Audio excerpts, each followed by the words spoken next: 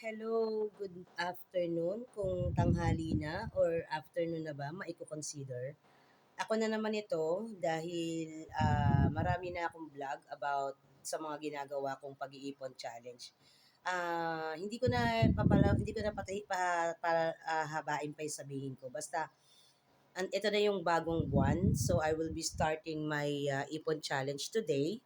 And this is what I started.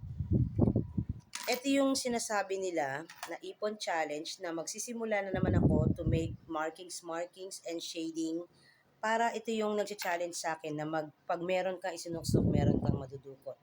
Doon sa mga dati ko na dati kong mga vlog and na video ko about ipon challenge, nabuksan ko sila pero hindi naman ako umabot sa puntong nabuo ko yung mga shaded parts.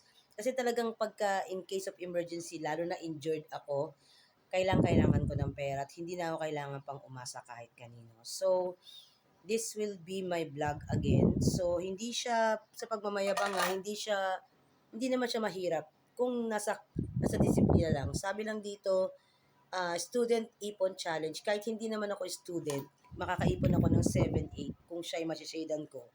Ang ano nito is 5 pesos, 10 pesos, 20, and 50. So, depende yan sa inyo kung kakayanin ninyo isa-isa i-shade siya. Tapos, magkakaroon kayo ng possibility na siya ay mabuo. Andiyan ang mga bilog-bilog na nagpapatunay na pag nabuo mo yung 50 ng 90 pieces, meron kang 4-5. Pag nabuo mo yung 20 pesos na 90 pieces, meron kang 1-8. Pag nabuo mo yung 10 piso ng 100 pieces, meron kang 1,000. Pag nabuo mo yung 5 piso ng 100 pieces, meron kang 500. So, ang total nun is 7,800. So, sa panahon ngayon na talagang marami naghihirap at marami talagang mga tao na walang perang naiipon sa kanilang mga bulsa at wallet, huwag kayong magdadalawang isip na isipin talaga na kayo ay short or wala sa talaga sa budget ang pagdating ng pera nyo. Ako kasi, hindi sa pagmamayabang talaga, alam naman ng mga tao, kilala naman na ako dito. Huwag ko na sabihin. Basta, meron naman din akong naitatabi. Meron naman din akong pera. So, ako talaga ayoko na kasi talagang umutang. Kasi pag umuutang ka, hindi ka talaga pautangin eh. Kasi kahit pautangin mo, kahit magdahilan yan, nababayaran nila. Minsan hindi na rin eh. Kaya na-trauma na ako. So hindi ko nila lahat, hindi ko na kayo pangangalanan. Kasi ayoko na kayong balik-balikan. Nakakainis na rin kasi.